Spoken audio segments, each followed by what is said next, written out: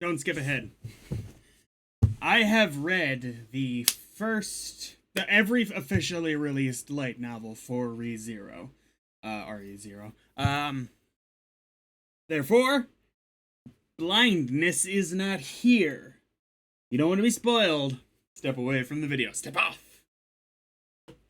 If you care enough to come back to these videos, I'll stop saying don't skip ahead at the beginning of the video when the time comes that I am no longer,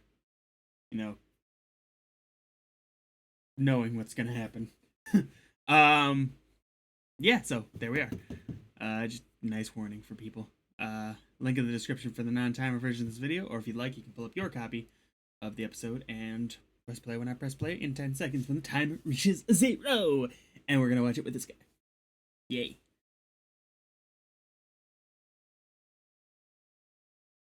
I'm gonna Jesus Christ, I had that loud. Ow! This is Return to the Capital. This is going to be the hardest couple episodes to watch. It always is whenever I rewatch this show. Because even if it's good characterization, even if it's smartly written, good God, is it cringe? Watching Subaru be so very dense for apparently what's going to be 52 minutes. And it's not going to get much better in the next episode because we got to deal with him. His initial stupid dealing with the witch's cult for the first time. Is he going to get that far? To where he meets Petal Goose for the first time? Should. I think.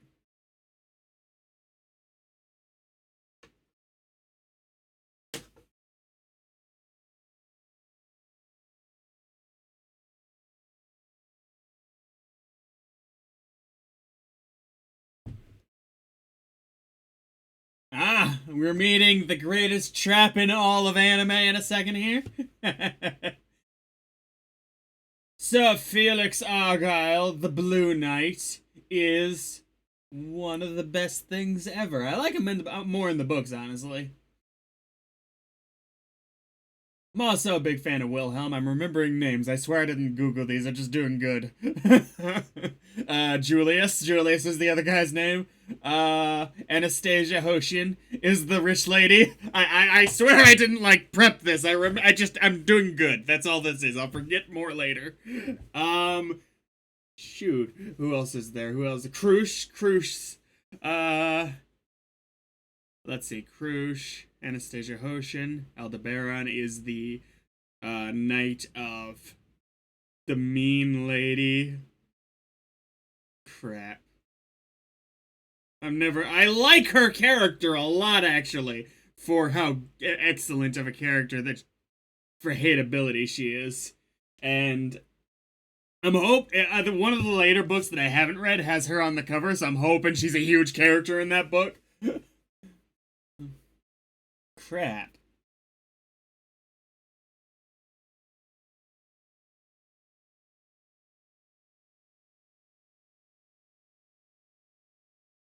What's her name? Anastasia Hoshin, Amelia, Krush, Felt, of course, and this bitch.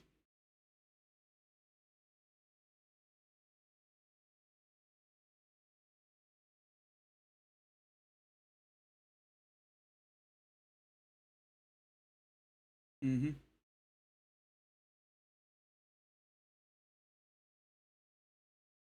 Fair enough, but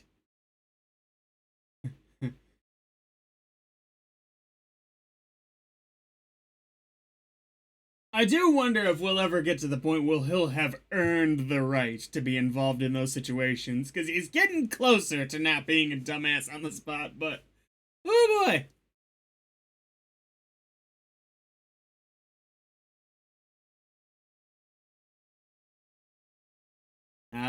The excellent gamer knows that there's always a side quest going on.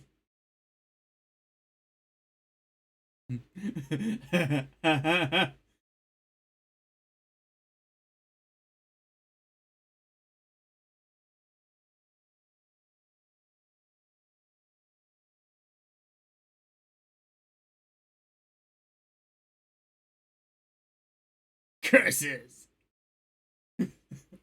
I have not read the Wilhelm books, the ones that are from his point of view that like go back in time.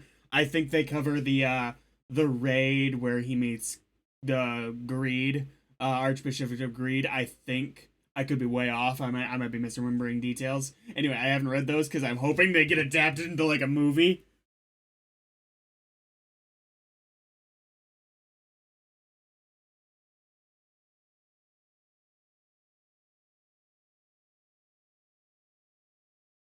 I love the relationship these two develop.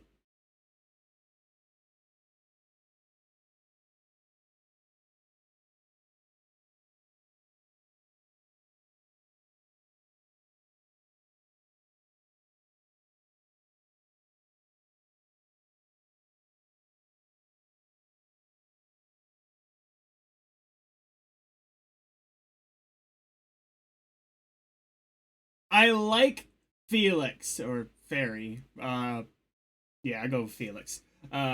For the kind of pain in the ass that he is sometimes. In some ways that Subaru is. However, the difference between them is that Felix has successfully channeled it towards being useful the first time around. Subaru, of course, after he dies 5 or 6 times, is hella useful.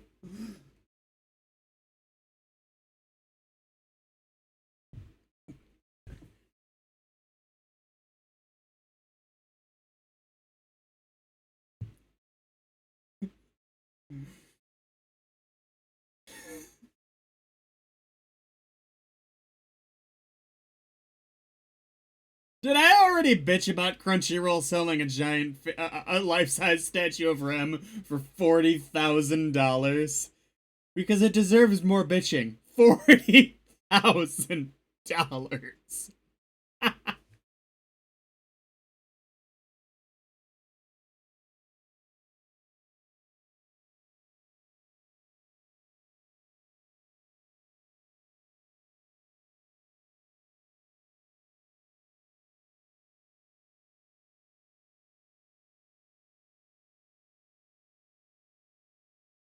Aww.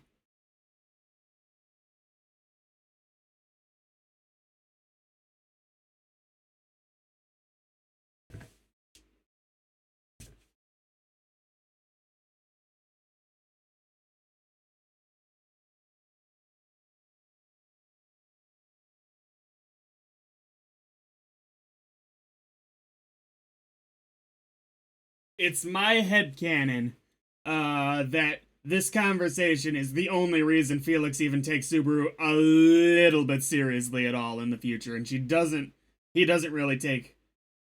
I don't know if she's trans or just like a cross dresser, so it's like I don't. It's weird. It's never really directly clarified, and it's confusing. So, not. I'll just go with he.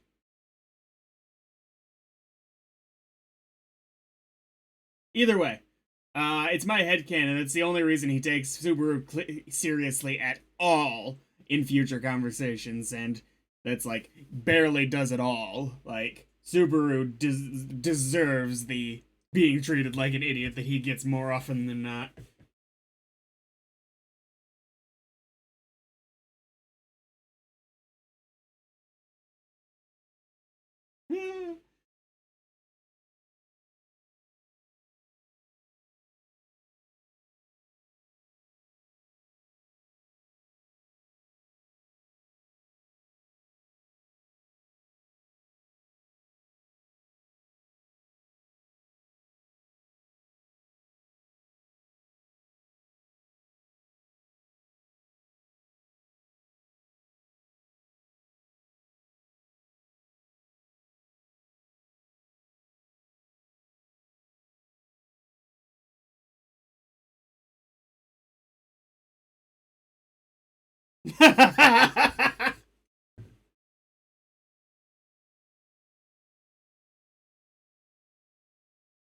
I think it's amazing he goes this long without knowing what a big deal Reinhardt is.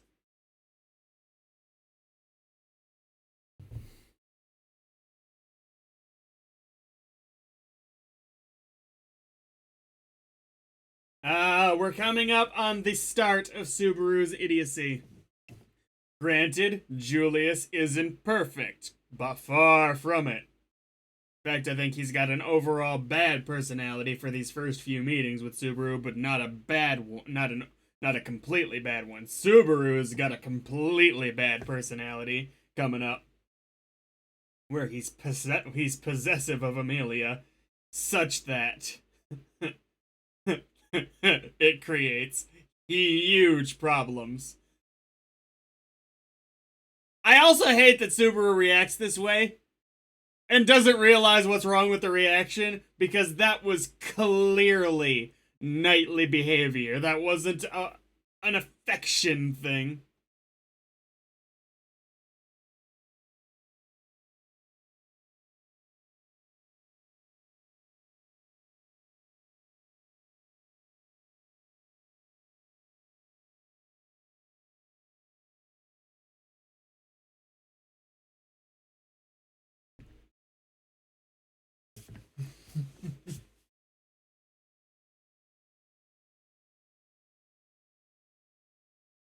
No, Subaru is awful in this couple episodes.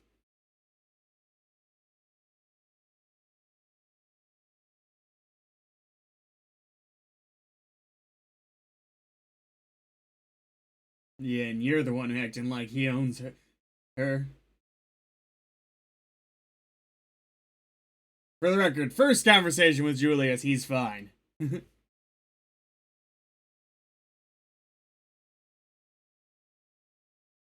God, I don't have much time left. What's your name? I'm gonna feel like so stupid. I'm so very stupid.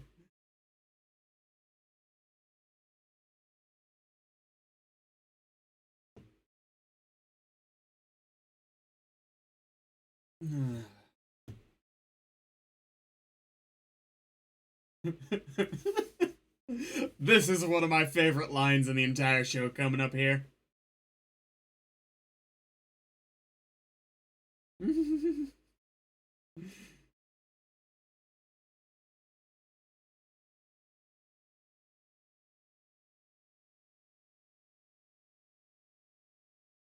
This line here. Wait, yeah. Are you three the only hoodlums in the capital?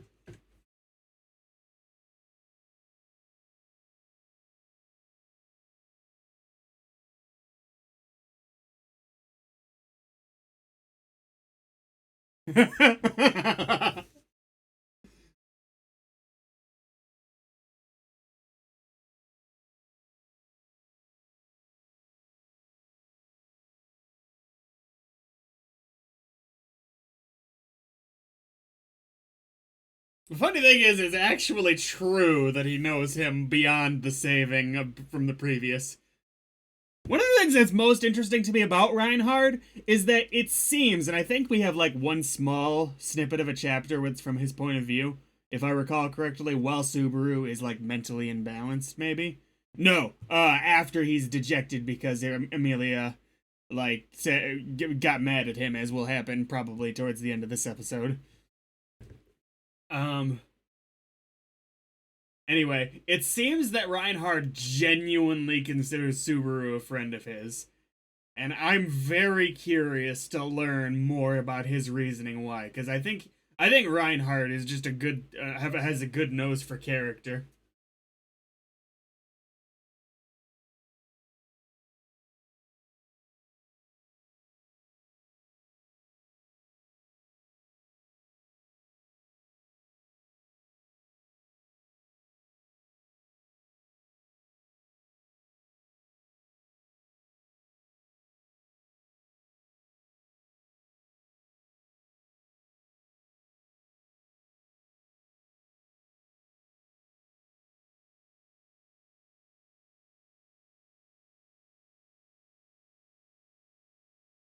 They cut down the interaction between these two, this lady who shall not be named, They cut down the interactions between these two a lot from the book. In the book, there was like a full-on game he plays with her, where he has to give up the apples.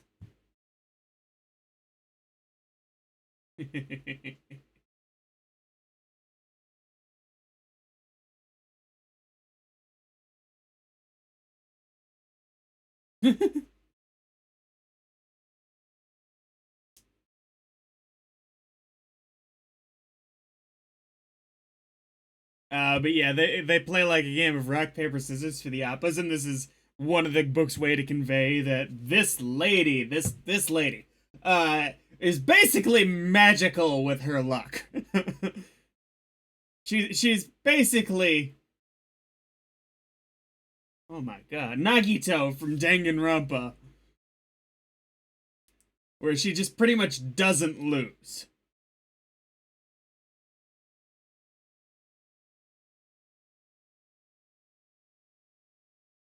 Yeah. That we have the scene later where she shows she has super strength, but the books made it more clear a little earlier on that she is a force to be reckoned with. Purely, she has all the luck Subaru doesn't. What's her name? Come on. Come on! They might have said it. Well, I was talking to you guys, but like, ah!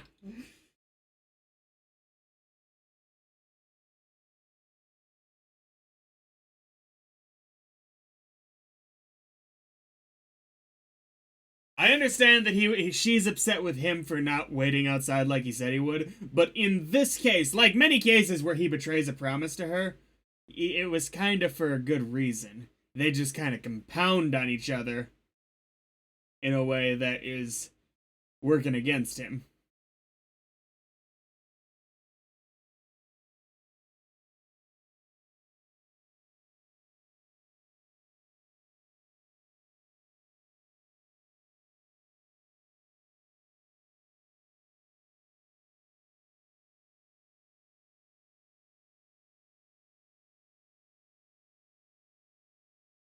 He's never gonna stop doing that. See, this is also my damage with like everything in this show is like everything Amelia does is technically the correct decision. But like, I'm sorry. I know what Subaru's going through. And here's the promise. The promise that he has no good reason to break.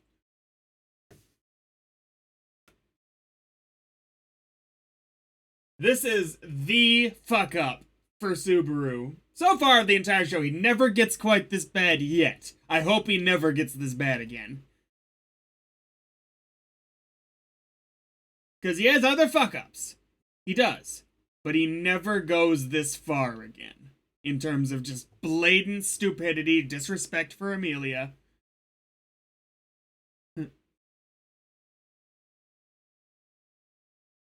God, it's such good writing how this all comes together. It's just like, this is just hard.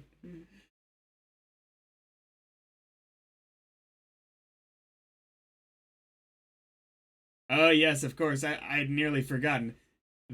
Though it appears she's just being all cutesy and stuff when she lets him go. Right? This still falls under the promise she made to Reinhard. Though it might not. Maybe that's after Reinhard leaves the capital. I could have this backwards. Her letting him leave still falls under the because Reinhard said to let him do whatever he pleased. Because I think that at this point Reinhard is testing Subaru for, hey, does this guy have the time travel abilities?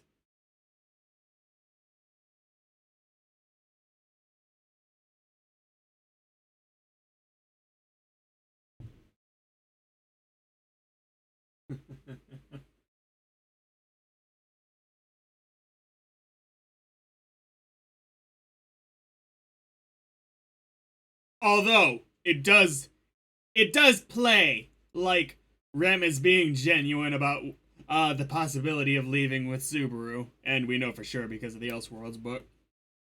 When that conversation comes up, see, this is what I'm talking about, the magic luck this lady has. Oh, they reveal this in the book, right? Yeah, but they don't talk about it here. So it hasn't become important yet, but I suspect it has to at some point. This guy, night guy with the messed up face. What's her name? Priscilla. Ah! At least it was a hard name. I'd have been mad if it was like, this lady's Anna. I mean, Anastasia, that's taken. What's a I can't think of a common enough girl name. Sasha. Uh, anyway, Aldebaran is also from the other world, from Earth. And they don't cover this in the anime at all, for some reason. Probably because it's gonna take so long to become important. It doesn't look like even in season 2 it's gonna become important, so they just wanted to push that information back because whatever, but like I think it's super duper interesting and expounds upon their character, for the few interactions these two have. It also serves to make Subaru feel even more pathetic than he already does, because Aldebaran's actually useful regularly. They're surprised because of Al, I think.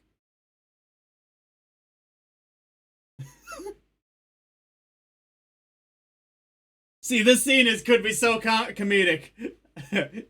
I think that they should have played up that he was working for him. He was working for her just a little longer because it would have been hilarious. But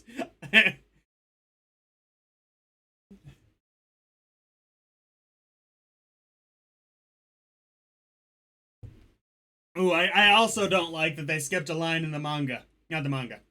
Well, I'm sure the manga too, possibly. The light novel. She's 100% right, by the way. Mind that. They skipped a whole thing where she's like, well, do you have any proof that he's your servant? And Roswell. And it's actually the first time that Priscilla genuinely loses in one of her gambles. There was Subaru kind of cheated her in rock, paper, scissors, but it was BS. Subaru did his, aha! Cleverness nonsense thing. Anyway, Roswell actually did have something prepared that made all his servants look like his, and like it's the first time that she's really beaten, which I think is an important bit of characterization for Roswell that they cut from the anime, and I actually think it's one of the few cuts they made that I don't agree with. Because that's not only important for his overall characterization, but important in season 2 to learn that he thinks like this.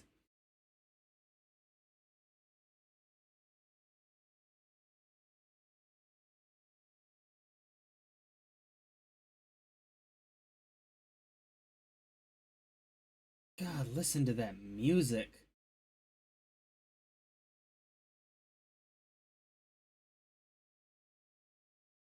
Oh God, they do so.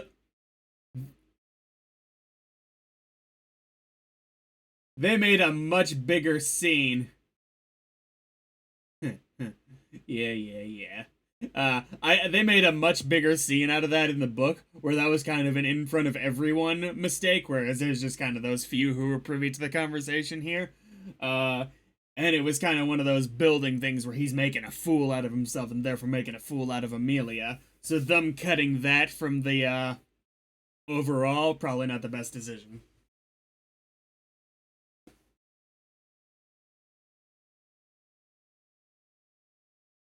Look at the designs on everyone here. The only one I really don't like the design for is Anastasia, because I just not a big fan of the dress. But it still works.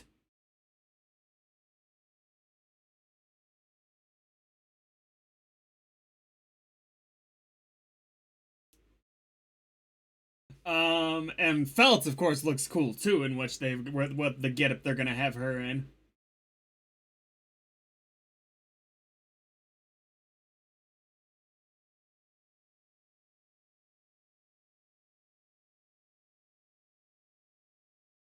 I love that she's wrong here, despite generally having an astuteness entirely because of Felix.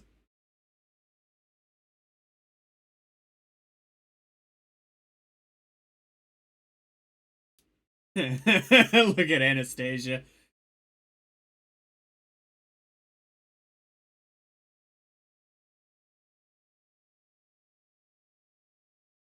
See, and that's how someone carries themselves. However, she shouldn't have spoken out of turn before anyway. Subaru would have had a much bigger, more stupid looking reaction if he was in the same spot.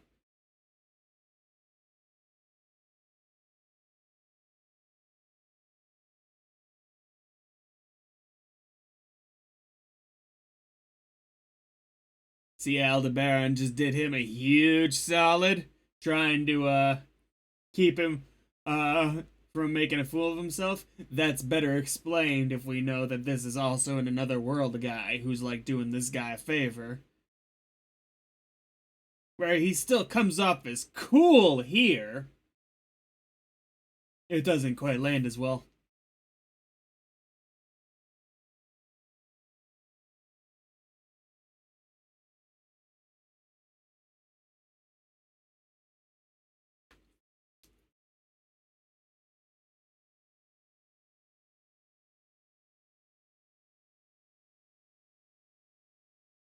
Prush is, of course, the front runner because of connections and general uh, good reputation.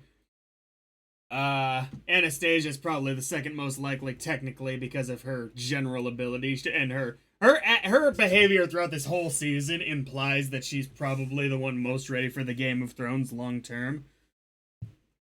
Priscilla is a bit of the dark horse candidate because she's unparalleled level of danger that I think is going to end up being a huge plot point later. I think Priscilla's probably the most capable individual person trying to become king.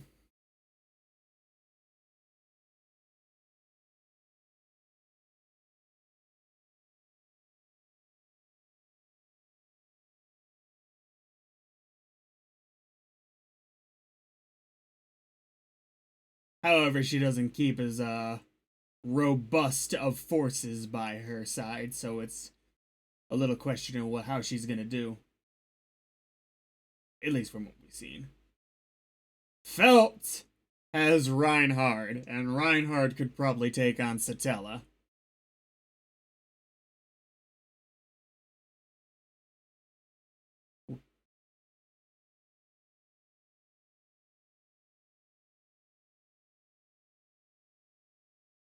Love Felt.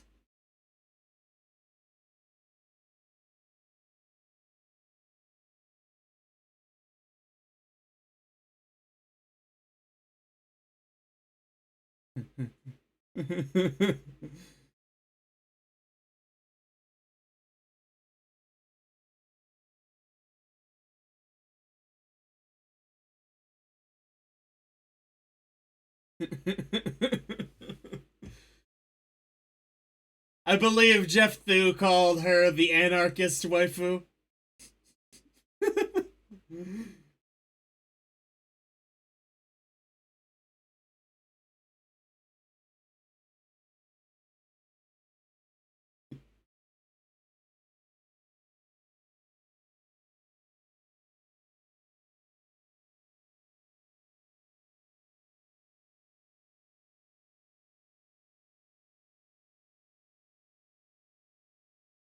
Wait, did they seriously cut this out of the anime?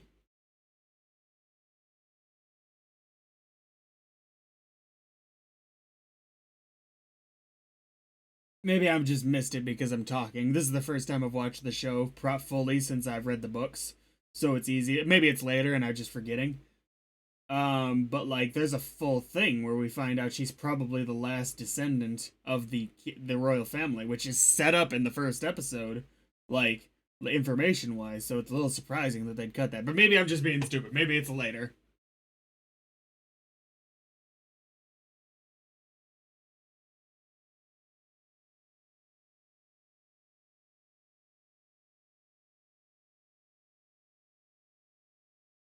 This lead guy up here, I like that they set him up as the most unscrupulous. I think that's the right word. Unscrupled, not screw without scruple.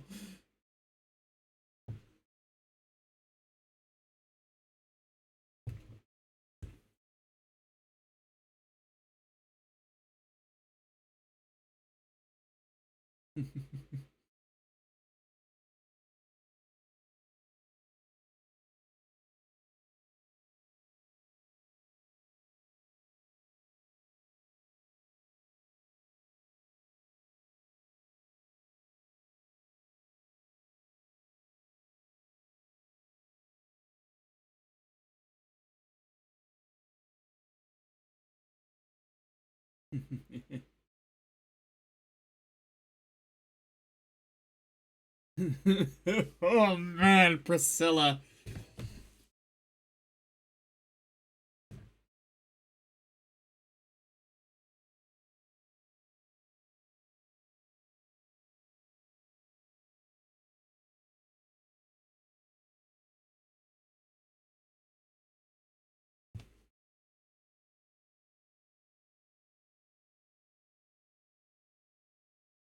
Who, of course, is a widower.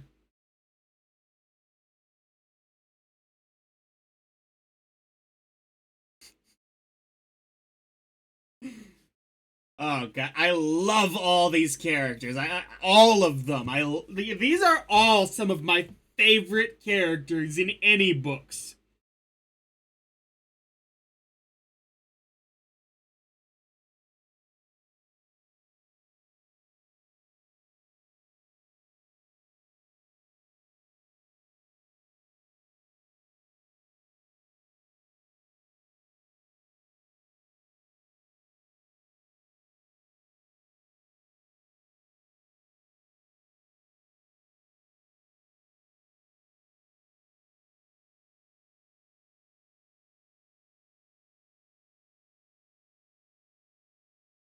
Maybe not good enough to win the selection, but I like your spunk.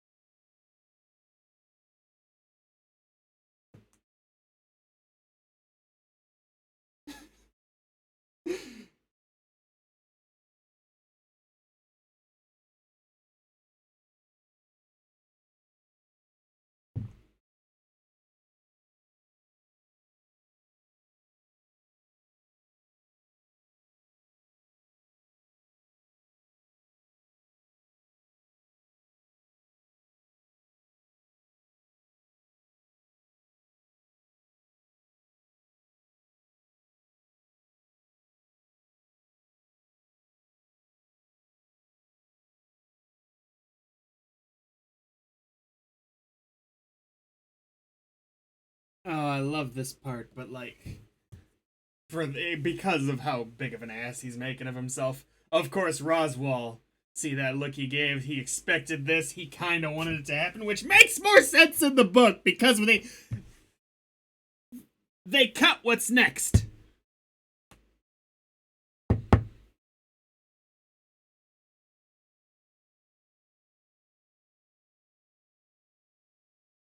Higher.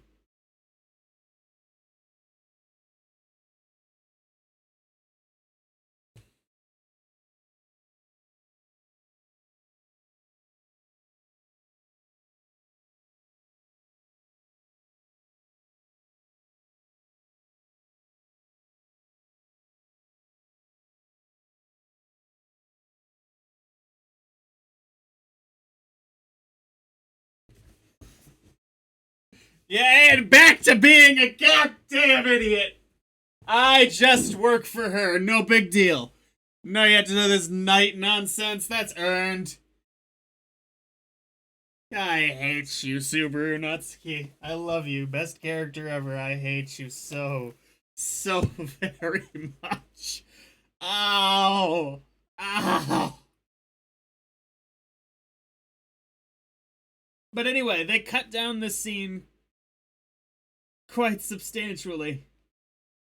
They had Puck come out, and this is actually the scene where we learn exactly how big of a deal Puck is. He's not just a great spirit, he's one of 4 great spirits. Like, big deal, big deal. And Amelia effectively threatens everyone here, which is a great characterization and planning by her and Roswell. Effectively the scene plays out. I'm not gonna do anything, but I do demand to be treated fairly here in this process. And it is a full threat because Roswell, I don't think they fully explained how powerful he is either, is one of the most dangerous mages in the entire kingdom. The most dangerous one. Which they don't really sell as clearly in the show. So she's got probably, if it were all brought together into an attack, uh, a fighting force only equal to Reinhardt. Reinhardt equals. Under her belt. So she is not someone who can just be talked down to without worry of repercussion. Because you got, like, a fighting force that could go against, at least in theory, the greatest evil they know of, Satella. If it were all brought together fully.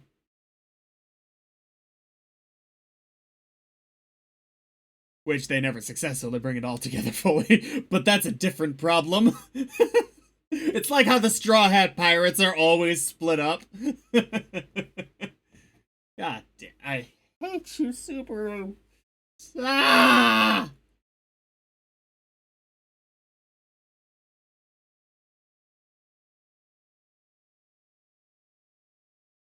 Julius is in the wrong here only insofar as just because Subaru's in the wrong isn't a reason to step up like this. God damn, now you're being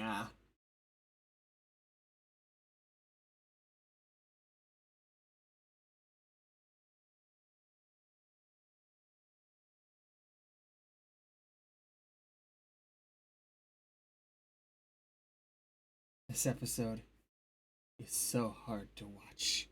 So very hard. I love it.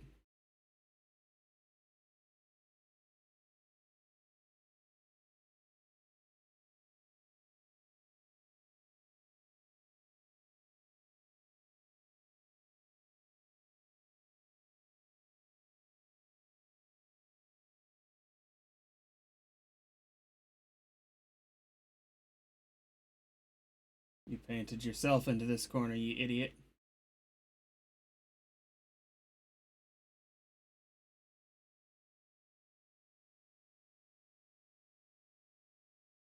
Up to this point, Subaru, and it doesn't really get fully fixed after this point.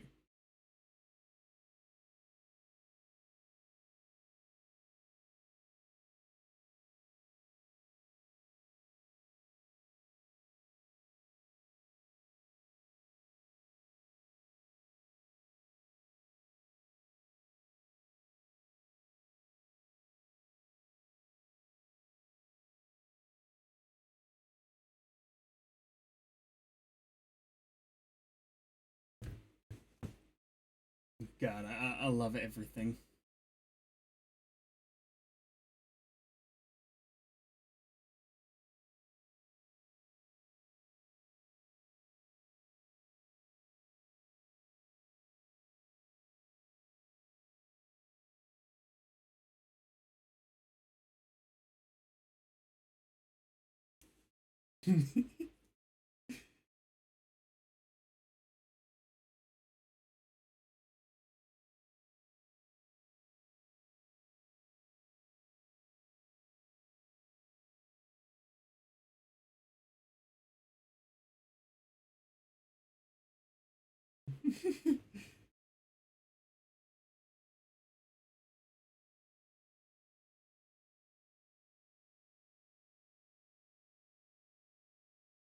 And we're coming to awesome part.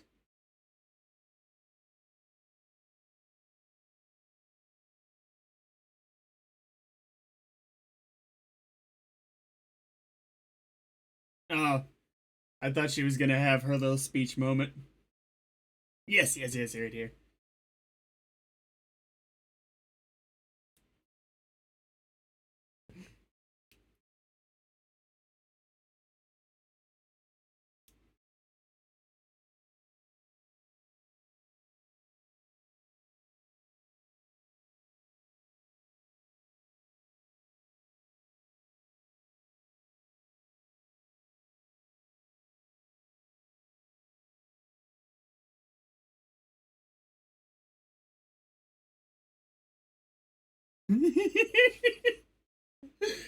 How incredible is it that Subaru is the one who isn't the one who made the biggest scene?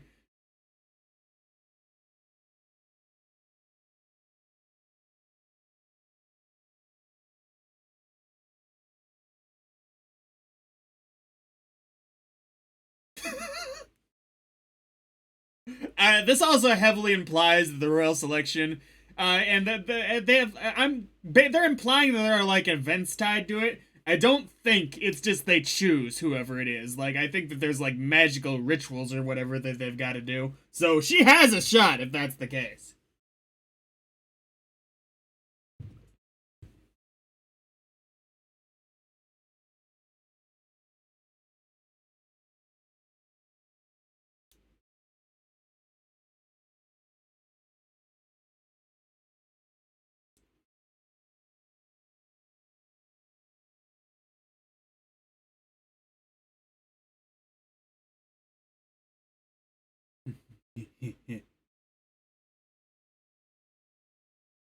Julius's characterization is really good in that he really does come to regret this.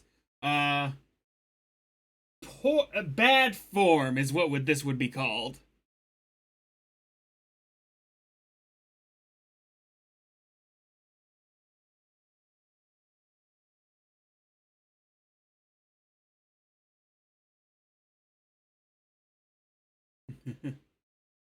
The death penalty. Ah, less of a penalty for him than most. Though it takes larger mental toll on him than most.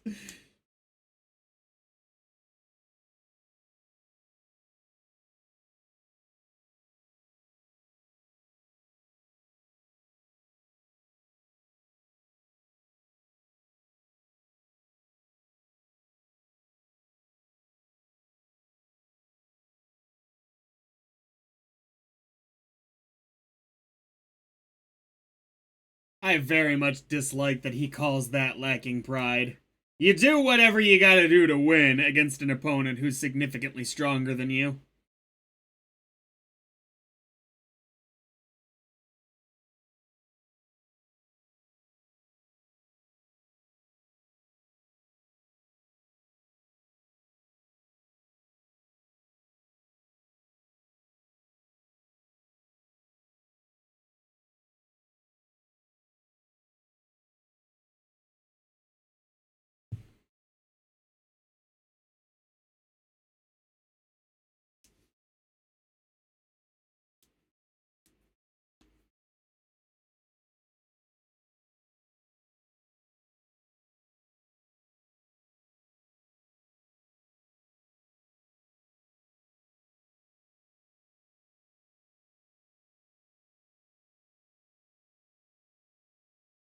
This is however stupid Subaru is for it, and then he shouldn't do it. It actually is pretty cool just how much of a I didn't hear no bell type fighter he is.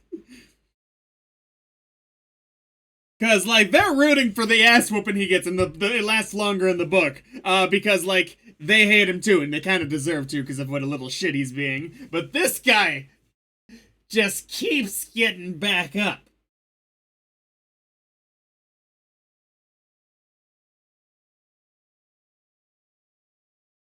Oh, he has a great line. Subaru does in the book here, where he's like, "What are you talking about? This is nowhere near enough to kill me." Yeah, you act like you you act like you know what it's like.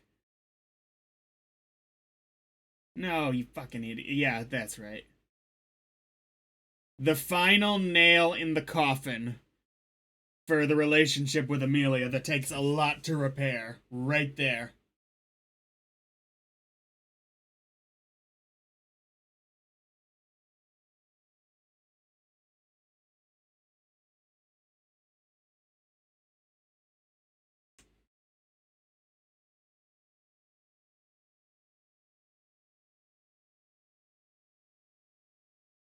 In many ways, Subaru greatly would have preferred to die on this day. He did not, though, therefore. I wonder if he had died now, because they don't really ever specify where the save point is, though I think it has to do with changing locations. Anyway.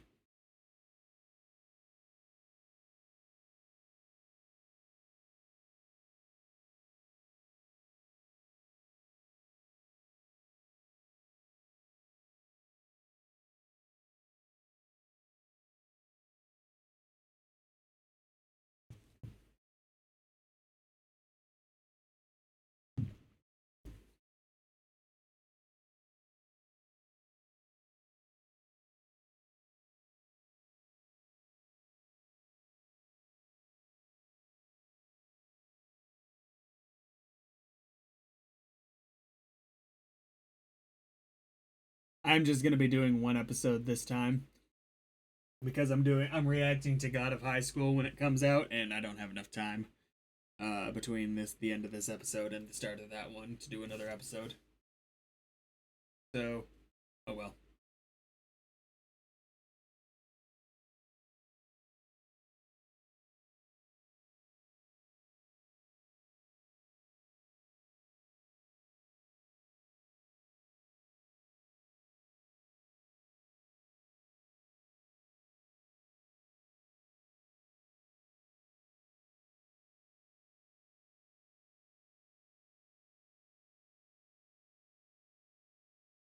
He's right. And the Shamak thing is more than the stuff that he is either do or die for him is justifiable because like if you've got the power and you're in his mindset, I get it. But that fucks him up long term because when he does it, he hasn't been dying afterwards.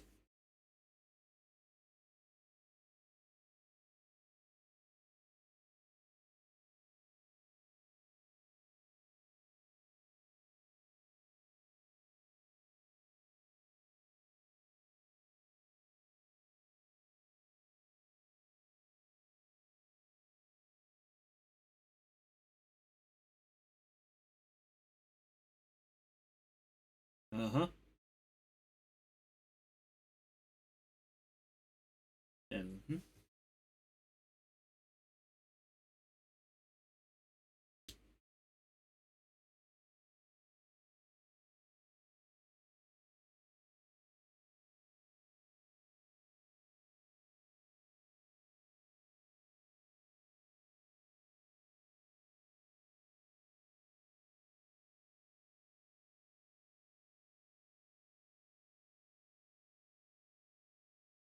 Mm-hmm.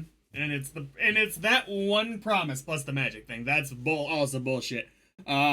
Where there's no justification, no reason he had to do with it other than him just deciding what was best for her. And he is absolutely right to catch all this shit for it.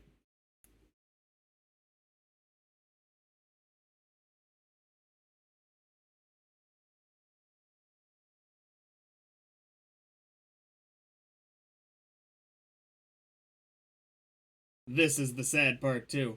Yeah, this because like it all does tie back to his fragile mental state as a return by death because we don't really see it as much by now, but he is really being broken down even before this, slowly but surely, constantly on the brink of complete mental collapse.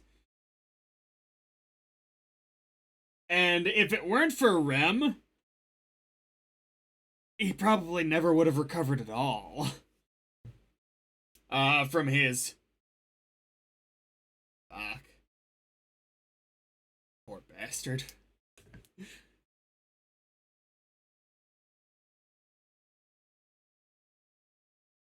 I don't even blame him for this outburst because that heart chest thing panics him more than anything else.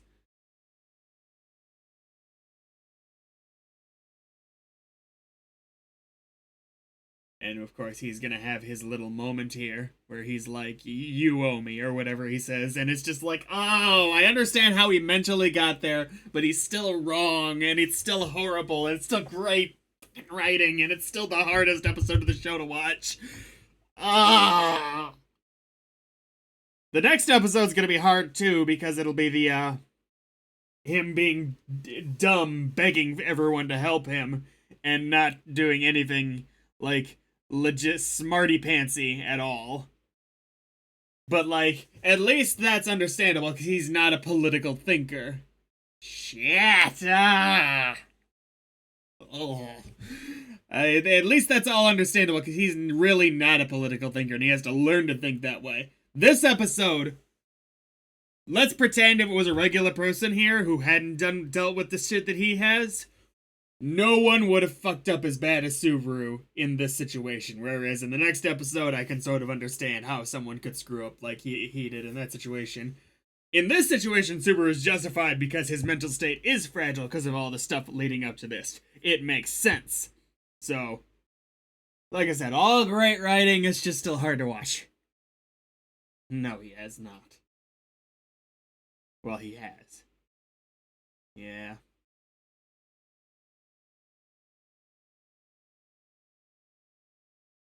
I love this line that he's gonna say.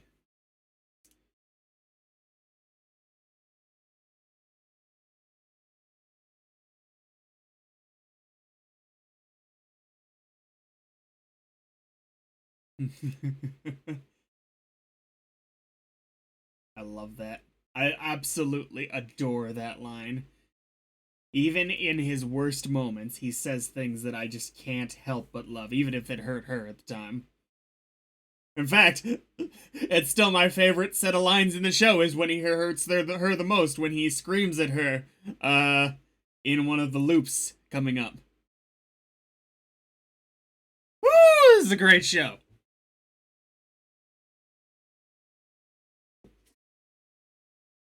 Ah.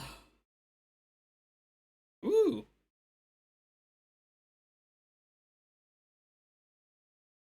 Got a package out for delivery.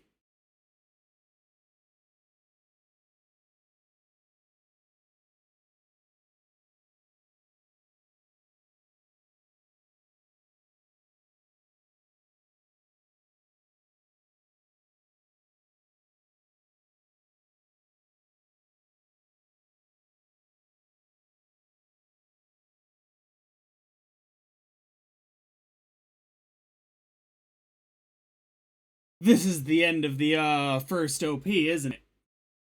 I bet you it is.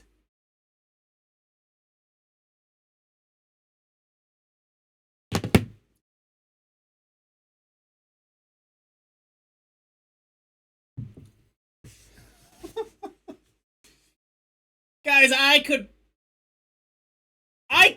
if granted it would require me being one of those super over analytical YouTubers to pull it off, but I could basically talk about ReZero all day long, like for every video I did. I'm not gonna do that because I'm not that good at the hyper analytical. Like, there's an entire Underlab is entirely dedicated to Undertale. I couldn't do it. Couldn't.